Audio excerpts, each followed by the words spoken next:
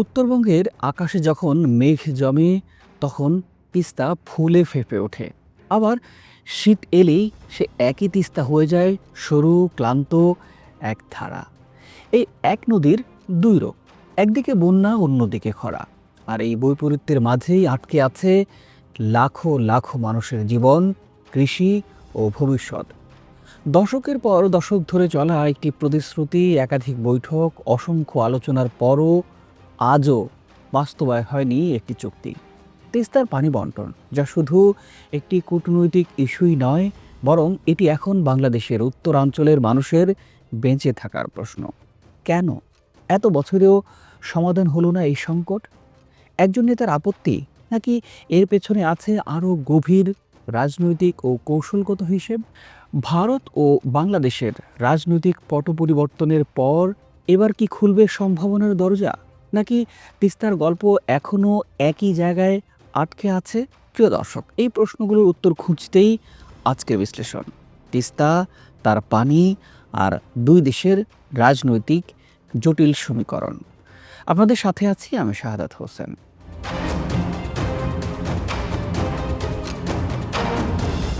ভারত এবং বাংলাদেশ, এই দুই দেশের মধ্যে বন্ধুত্বের বহু উদাহরণ থাকলেও একটি ইস্যু বারবার সম্পর্ককে প্রশ্নের মুখে দাঁড় করিয়েছে, আর সেটি হলো তিস্তা পানি বন্টন ইস্যু। আর সেই অচলাবস্থার কেন্দ্রেই উঠে এসেছে একটা নাম, সেটি হলো মমতা বন্দ্যোপাধ্যায়। তিনি একজন মুখ্যমন্ত্রী ছিলেনই না, তিস্তা ইস্যুতে তিনি হয়ে উঠেছিলেন এক ধরনের ভেটো প্লেয়ার। 2011 সালে যখন চুক্তিটি প্রায় স্বাক্ষরের পথে, ঠিক তখনই সফর বাতিল করে এই পুরো প্রক্রিয়াটি থামিয়ে দেন তিনি। তার যুক্তি ছিল তিস্তায় পর্যাপ্ত পানি নেই। তারপরও কেটে গেছে এক দশক, তারপরও আর কোনো চুক্তি হয়নি। বারবার পশ্চিমবঙ্গের মানুষের স্বার্থের কথা বলে তিনি আপত্তি জানিয়েছেন, কিন্তু 2026 সালে এসে বদলে গেছে পুরো রাজনৈতিক মানচিত্র। পশ্চিমবঙ্গে আর তৃণমূল কংগ্রেস ক্ষমতায় নেই, উঠে এসেছে এখন বিজেপি। এখন প্রশ্ন হলো, বাংলাদেশ কি এবার তিস্তার ন্যায্য পানি পাবে? মমতা নেই, বাধা নেই, বিষয়টি কি সত্যি এতটাই সহজ, নাকি তিস্তার গল্প আরও জটিল?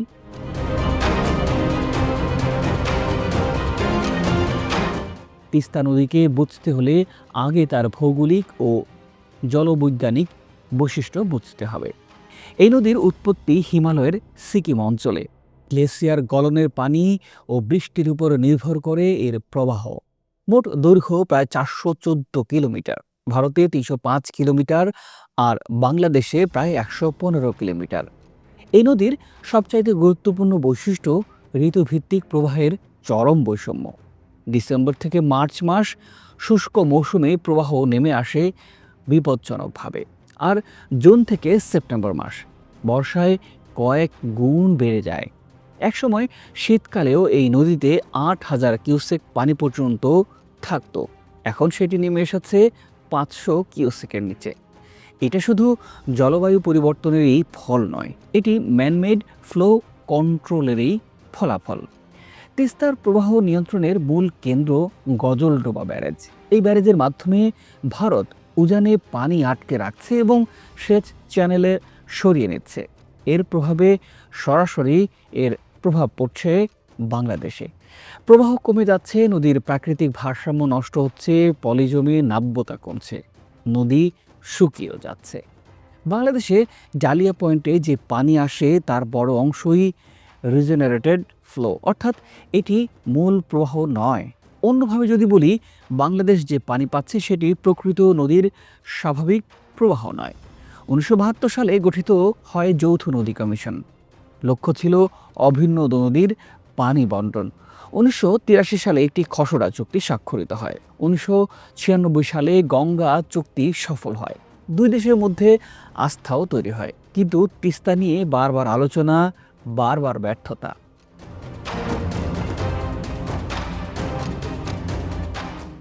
2011 সালের প্রস্তাব অনুযায়ী ভারত পেত 42.5%, বাংলাদেশ 37.5% পানি। কিন্তু শেষ মুহূর্তে ভেস্তে যায় সব পরিকল্পনা। মমতা বন্দ্যোপাধ্যায়ের আপত্তির পেছনে ছিল কয়েকটি কারণ। প্রথমত, আঞ্চলিক রাজনীতি, পশ্চিমবঙ্গের ভোট ব্যাংক; দ্বিতীয়ত, উত্তরবঙ্গের কৃষি নির্ভরতা; তৃতীয়ত, বাস্তব উদ্বেগ, নদীতে পানি কমে যাওয়া; চতুর্থত, কেন্দ্র রাজ্য দ্বন্দ্ব, দিল্লির সিদ্ধান্তে রাজ্যের সম্মতি জরুরি। তিনি সরাসরি বলছিলেন, লোক দেখানোর চুক্তি বাস্তবসম্মত নয়। এখন পরিস্থিতি পুরোটাই বদলেছে। কেন্দ্র ও রাজ্য একই দল, বিজেপি। এতে দ্রুত সিদ্ধান্ত নেয়ার সুযোগ তৈরি হয়েছে, কিন্তু এর মধ্যেও ঝুঁকি আছে। কারণ একক নীতি চাপিয়ে দেয়া সহজ নয়, আর কৌশলগত স্বার্থ প্রাধান্য পেতে পারে। ভারতের একটি দীর্ঘমেয়াদী পরিকল্পনা রয়েছে, ন্যাশনাল রিভার ইন্টারলিঙ্কিং প্রজেক্ট। লক্ষ্য অতিরিক্ত পানিকে ঘাটতিপূর্ণ এলাকায় সরিয়ে নেয়া। কিন্তু বাস্তবতা হলো, উজানে পানি সরিয়ে নেওয়া মানে ভাটিতে সংকট তৈরি হওয়া। তিস্তা যদি এই প্রকল্পের অংশ হয়, বাংলাদেশে পানি আরও কমে যেতে পারে। বাংলাদেশ চায় ন্যায্য পানির হিস্সা, ভারত বলছে কৌশলগত নিয়ন্ত্রণ। এই দ্বন্দ্বই তিস্তার মূল সংকট। এখানে আরও একটি গুরুত্বপূর্ণ বিষয় হলো ইকোলজিক্যাল ফ্লো বা পরিবেশগত ন্যূনতম প্রবাহ। একটি নদীকে জীবিত রাখতে হলে নির্দিষ্ট পরিমাণ পানি সরবরাহ প্রবাহিত থাকতে হয়, কিন্তু তিস্তার ক্ষেত্রে এই প্রবাহ অনেক সময় বজায় থাকে না। ফলে শুধু কৃষিই নয়, পুরো জীববৈচিত্র্য এখন হুমকির মুখে পড়ে। মাছের প্রজনন ব্যাহত হয়, নদীর তলদেশে পলি জমে, নাব্যতা কমে যায়। দীর্ঘমেয়াদে নদী মৃত প্রায় হয়ে পড়ার ঝুঁকি তৈরি হয়। বিশেষজ্ঞরা বলছেন, এই চুক্তিতে শুধু পানি ভাগাভাগি নয়, এই ইকোলজিক্যাল ফ্লো নিশ্চিত করাও অত্যন্ত জরুরি। বাংলাদেশের অভ্যন্তরীণ ব্যবস্থাপনাও এখানে বড় একটি ফ্যাক্টর।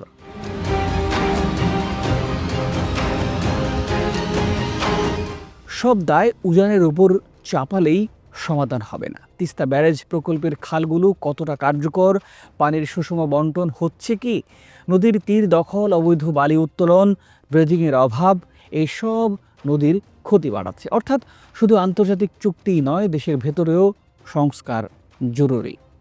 আরও একটি বড় সমস্যা হলো ডেটার অভাব ও অবিশ্বাস। কোন মৌসুমে কত পানি থাকে, এটি নিয়ে দুই দেশের তথ্য প্রায় ভিন্ন।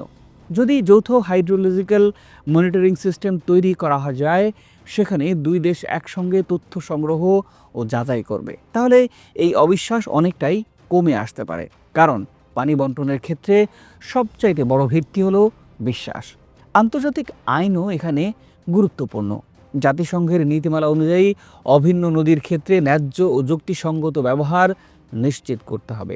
একই সঙ্গে রয়েছে নো সিগনিফিক্যান্ট হার্ম নীতি। এক দেশের ব্যবহারে অন্য দেশের বড় ক্ষতি করতে পারবে না। কিন্তু বাস্তবে এসবই নির্ভর করে রাজনৈতিক সদিচ্ছার উপর। এর সঙ্গে যুক্ত হয়েছে জলবায়ু পরিবর্তন।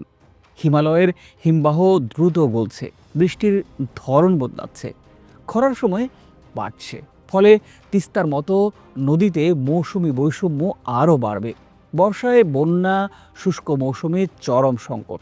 এই বাস্তবতায় পুরনো ডেটার ভিত্তিতে কোনো চুক্তি দীর্ঘমেয়াদে কার্যকর নাও হতে পারে। তাই দরকার জলবায়ু সংবেদনশীল নতুন পরিকল্পনা। তিস্তা শুধু একটি দ্বিপাক্ষিক ইস্যুই নয়, এটি আঞ্চলিক সহযোগিতার পরীক্ষাও।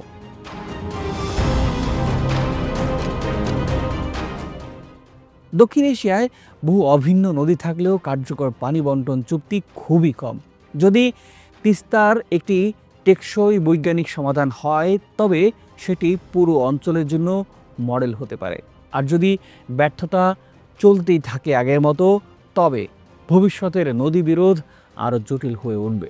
তিস্তা কেবল একটি নদী নয়, এটি বাংলাদেশের উত্তরাঞ্চলের জীবনরেখা। মমতা বন্দ্যোপাধ্যায় ছিলেন একটি বড় বাধা, এটা সত্য। কিন্তু বাস্তব প্রশ্ন হলো, বাধা কি শুধু একজন ব্যক্তির উপরই নির্ভর করবে, নাকি এটি একটি বৃহত্তর রাষ্ট্রীয় কৌশল? যদি তিস্তার পানি রাজনৈতিক দর কষাকষির হাতিয়ারই হয়, তাহলে শুকিয়ে যাবে শুধু নদী নয়, শুকিয়ে যাবে কোটি মানুষের আশা। শেষ পর্যন্ত প্রশ্ন একটাই, তিস্তা কি ন্যায্যতার ভিত্তিতে ভাগ হবে, নাকি এটি চিরকালই আটকে থাকবে রাজনীতির খেলায়? প্রিয় দর্শক, আপনি কি ভাবছেন তিস্তা নিয়ে? নিশ্চয়ই মন্তব্য করে আপনার মূল্যবান মতামত জানাবেন। আজ এ পর্যন্তই। ভালো থাকুন, সুস্থ থাকুন। দেখা হবে পরের বিশ্লেষণে। আন্তরিক অনুরোধ, চ্যানেলটি সাবস্ক্রাইব করে পাশেই থাকুন।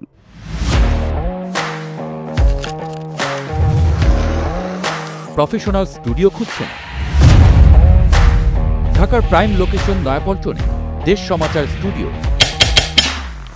আপনার কন্টেন্ট প্রোডাকশনের নির্ভরযোগ্য ঠিকানা। এখানে পাবেন 4K ক্যামেরায় মাল্টি অ্যাঙ্গেল রেকর্ডিং, আছে গ্রিন ও ব্ল্যাক স্ক্রিন সেটআপ, উন্নত মানের মাইক্রোফোন ও sound proof voice over booth. আপনার পছন্দ মতো স্টুডিও ডিজাইন করার সুযোগও থাকছে।